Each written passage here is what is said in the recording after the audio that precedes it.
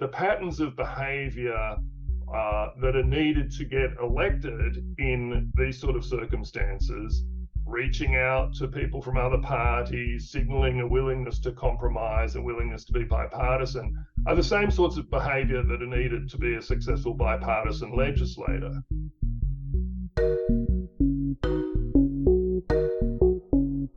Hi, I'm Rachel Hutchinson. I'm a senior policy analyst at FairVote. I'm here with my co-author, political scientist Ben Reilly.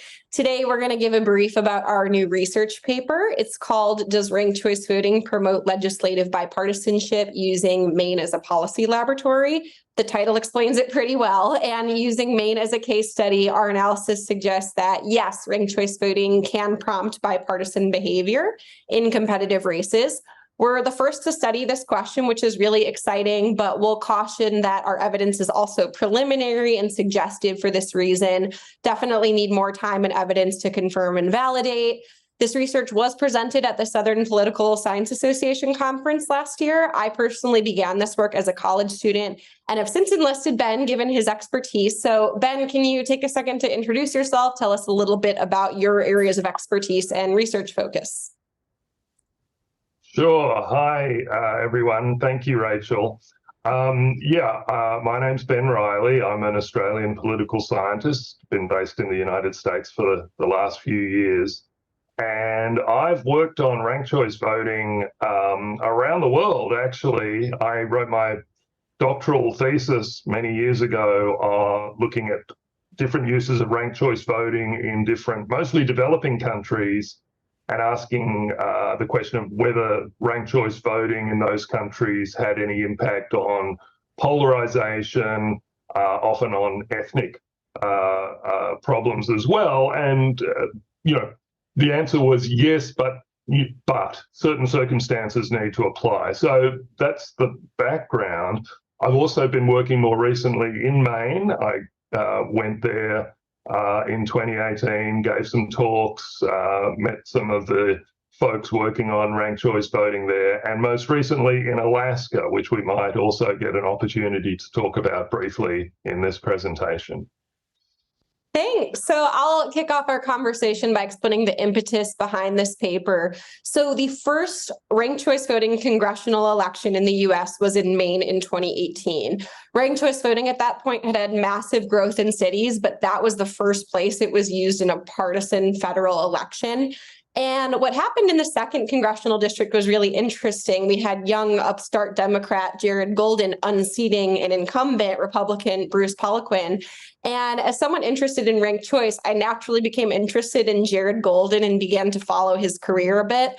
And I noticed this consistently bipartisan independent streak, and it brought up an interesting research question. There's lots of research out there about how ranked choice voting affects voters, like, do they like it? How are they utilizing their ballots? How does it affect their representation? But nothing really about how it affects legislative behavior, specifically for U.S. partisan elections. So that's why it stood out to me as an obvious topic of interest. And the problem in the U.S. is we can only really investigate this at the micro level, since there are only a few U.S. representatives who have been elected under ranked choice voting. And only Maine has done it long enough for us to study in a somewhat controlled way. So this brings us to our hypothesis, which is that the U.S. representatives in Maine acted more bipartisan after ranked choice voting was adopted than before. So I'm going to pull up a congressional map of Maine here. Maine has two districts. It has its southern first district, which is a safely Democratic district, and it's got its northern rural swing competitive district. That's the second one. And so our hypothesis has a little bit of a caveat here, which is that in the first district, the Democrat is probably always going to get a majority of first choice support. We're not going to need to see this go into instant runoffs. The incumbent or the Democratic nominee is not going to really need to campaign for second and third choice votes. So we don't necessarily expect to see a change in behavior there. The second district is where it gets interesting, because those elections tend to be close and competitive. And if we have third party or independent candidates running, likely we're not going to have a majority winner on the first round. And the backup choices of those party supporters is going to matter. And so the major parties will need to rally for their support and possibly do so by acting bipartisan. So that's a caveat to our hypothesis that the bipartisan behavior is only going to increase in the second district. The first thing we did was look at bipartisan co-sponsorship. We looked at patterns from each U.S. rep from Maine 4 years before ranked choice voting was adopted and 4 years after. Of course, this comes with the problem that there are a lot of reasons that a legislator might legislate the way they do, besides just the election system. So we had to somewhat control this. And what we did is we looked at percentiles. So to start, when I say bipartisan co-sponsorship, we looked at how often the bills that they co-sponsor were introduced by a member of the other party. And then we looked at percentile. So if I say a representative is in the 50th percentile, that means they participated in bipartisan co-sponsorship more than half of the House. Or if they're in the 75th, they did it more than 3/4 of the House. And that helps us control for sort of these unquantifiable variables like legislative style and national trends. What I mean by that is if a representative is just a bipartisan character, we would expect them to be in a consistently high percentile rather than increase over time. Or if the national political environment changes and it is suddenly more ripe for or hostile to bipartisan behavior, it shouldn't really affect an individual's percentile too much because they're essentially being compared to and controlled by every other member of the House who's all facing the same environment. So I'm going to pull up the results here. As we can see, we have sort of an overtime graph from 2013 to 2020. Mainers voted to bring ranked choice voting to their state in 2016. So we assume the incentives changed right after that in anticipation of the next election. We've got two different colors going on here. The blue lines represent the first district. That's the safe one. And the green ones, the swing district. And the reason we have two lines for each is we did each rep's percentile compared to the whole House, and then also as a second sort of check compared to just members of their same party, because same party members are likely to face more similar incentive structure than maybe somebody from the opposite party. But what gets interesting is when we look at the green lines, this is the swing district. I'll quickly note that Maine's second district became a swing district in 2015. So we sort of ignore what happens in 2013 and 2014 for now. But what happens is Bruce Poliquin comes into office. He's here in 2015 and 2016, sort of similar years, no big increase or anything. RCV is adopted. And then suddenly we see an increase in his bipartisan co-sponsorship relative to his colleagues. And then when he loses his seat in 2018 and Jared Golden comes in, that pattern persists. He continues to increase the extent to which he's co-sponsoring bipartisan bills. And then I'm going to pull up a second figure here.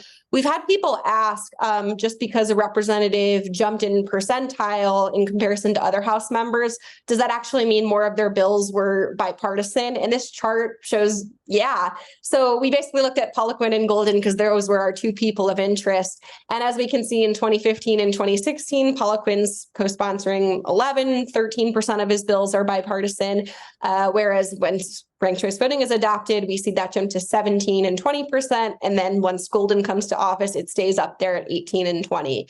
So definitely a promising finding and provides some support for our hypothesis. But this methodology is a little unorthodox. It's just sort of one of many ways we can think about measuring bipartisanship. So we also looked at roll call data, and I'll let Ben explain that. Thank you, Rachel. So if we can put the nominate data that looks at roll call votes and aggregates roll call votes according to their policy dimensions that they're dealing with. There's on that slide you can see now on the horizontal axis, we're looking at the economic dimension, the sort of left-right dimension of roll call votes. And there's also a vertical dimension, which is everything else, but a lot of what we might call social and cultural issues.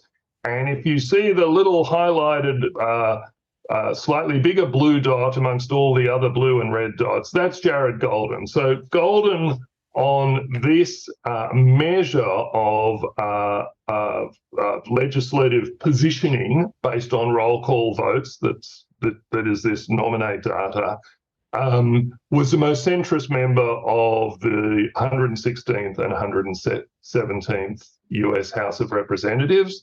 He's still extremely centrist in his behaviour today. And that's important because, as you can also see today, there is really substantial space between the most liberal Republican and the most conservative Democrat. And that's different. You know, in the old, go back a decade or two, there was much more crossover between the parties on these measures, but now there is basically no crossover zone. But Golden's the closest. And so he, as Rachel said, is a Democrat in a relatively conservative rural district. Some of the ways that he distinguished himself, for example, he voted against Trump's impeachment. He is more pro-gun than some of his than the norm in Democratic circles. He voted against the COVID relief bill in 2021. But the point is that he has tried to distinguish himself in word and deed very much as a centrist bipartisan, and he's made it clear that he's proud of that status that he has. And we think that one of the reasons he has adopted this may be due to ranked choice voting. Great. So can you explain then what leads us to believe that it was ranked choice voting as a rule rather than Golden's personality or some other circumstance that might have pushed him to the center? Yeah, so this is really where the crux of our kind of theory comes in. Golden won his 2018 race in a rather unusual way. He came from behind on the first ranked votes. He was coming second to his Republican opponent, Bruce Poliquin, but he very deliberately reached out to the other candidates running in that race, who were two independents, and made a point of saying that he was going to be giving them his second choice votes, and he hoped that their supporters might reciprocate, which they did. So when no one won a majority, even though the Republican was ahead on the first round, Golden won most of the second rankings and third rankings from the excluded candidates, who were these smaller independent candidates, came through and won the seat. Now, that's exactly how ranked choice voting is supposed to work. But because this was the first use of ranked choice voting nationally, it got a lot of attention, the fact that he had effectively come through the field. Some people were claiming, well, if it was an old-style plurality race, would he have won? Maybe not. Maybe he wouldn't have. Maybe he would have stayed a second. We don't know, because we don't know how people would have voted if they didn't have the opportunity to express rankings. But one thing we can say is that it was a very clear demonstration to him as a politician who wants to be re-elected that he needed a broad base of support.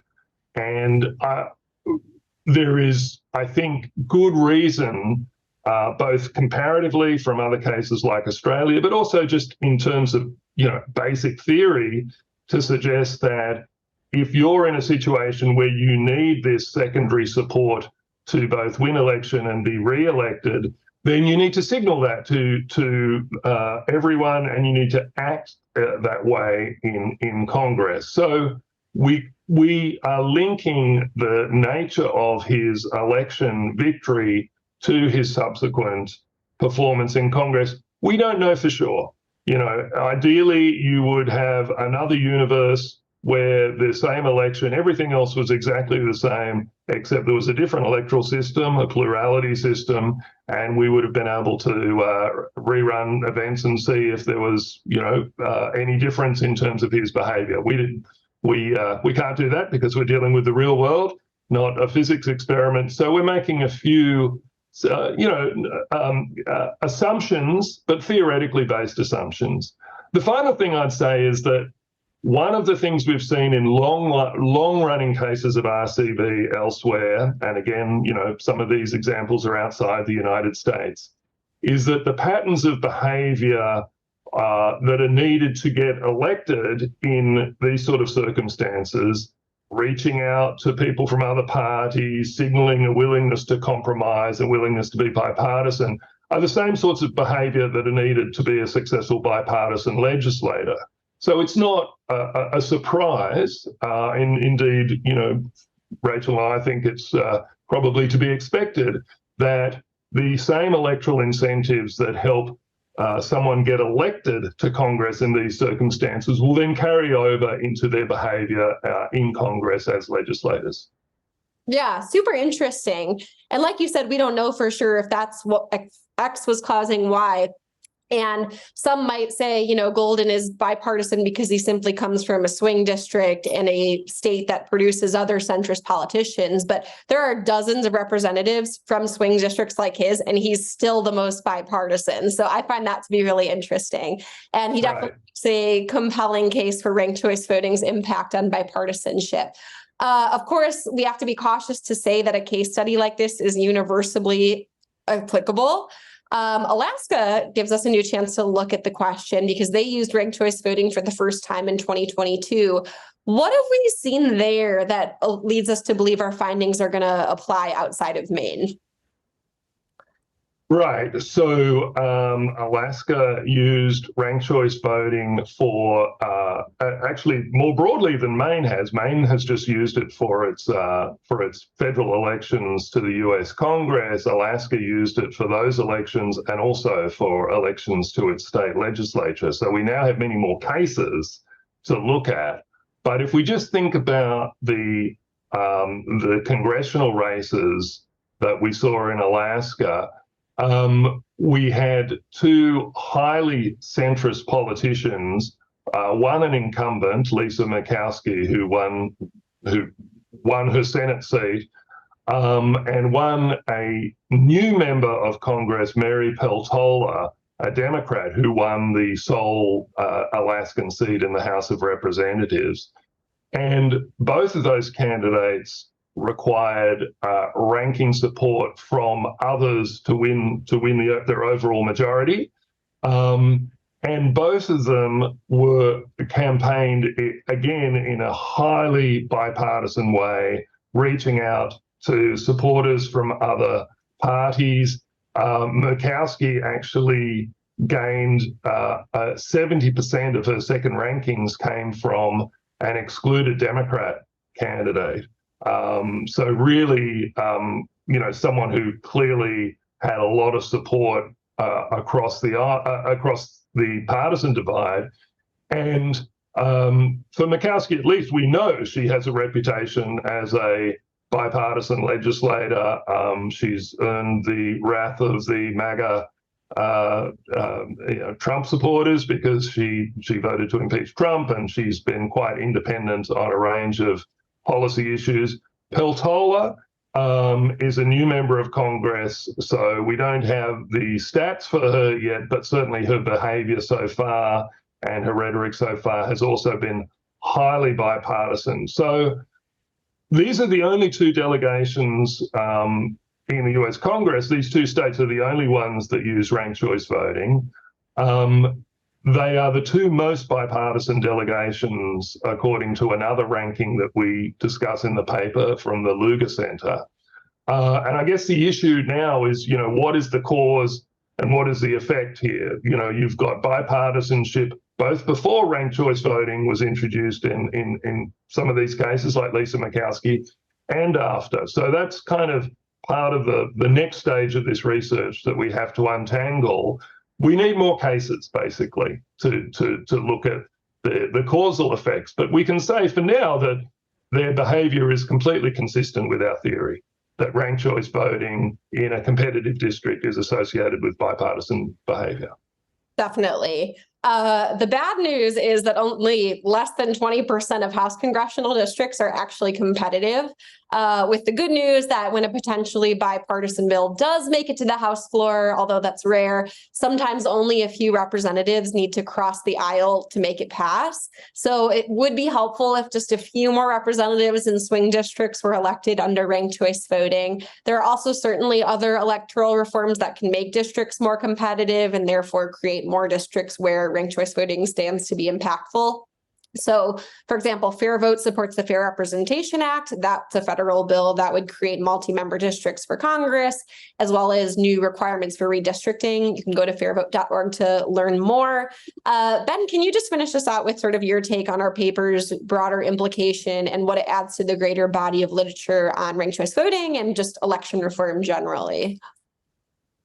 Yeah, so I think you said at the outset, Rachel, there's been a growing literature on ranked choice voting, and there's been a lot of examinations of how it impacts on voters, whether people like it, don't like it. The answer is they tend to like it once they've used it.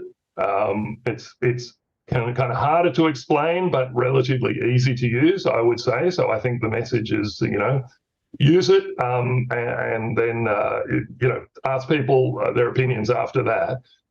There's been a lot of research on candidate behaviour. There's been arguments stretching back for many years now that ranked choice voting should incentivise more civility in terms of campaigning for the reasons I outlined earlier, because you need second choice votes, and if you need to get them, you need to be someone who's broadly appealing. There's literature on the difficulty that ranked choice voting poses for very hardline or extremist candidates, which is one of the reasons why it's often put forward as a potential solution in cases of polarization. But really the missing part of the puzzle, the sort of so what, is, okay, does this lead then to differences in Congress? Is there some way that this will not just mean that people are campaigning differently, but that they're acting differently? So the promise of this paper, and I agree with Rachel, the evidence is very preliminary, is that we might be able to encourage a more cooperative, bipartisan form of legislative politics if more Congress people were elected by rules like ranked choice voting. That's the promise. And if that is indeed, shown to be the case, then I think that's tremendously important in terms of the trajectory of political reform in the United States, because so many people are looking around now for ways to try and encourage a more responsible, sensible and cooperative legislative process, and which, if we go back a few decades, that was happening, but it's just not happening anymore these days. So we may need to look at these sorts of institutional reforms as a way of encouraging them. And these are institutional reforms, unlike some of the constitutional changes that sometimes get put forward as, needing to, the Electoral College or whatever. Ranked choice voting is a reform that can be introduced relatively simply. And is quite compatible with the other existing institutions of American democracy. So I think that's why it's important long term. Well, thank you for just bringing your expertise to this project and also more generally helping to advance U.S. democracy through research and scholarship like this. I'll note that as ranked choice voting continues to grow in the U.S., we're going to see statewide ballot measures in Nevada and Oregon next year. We really look forward to having more cases to look at and seeing where the research takes us. So thank you. Thanks for watching, and thanks, Ben.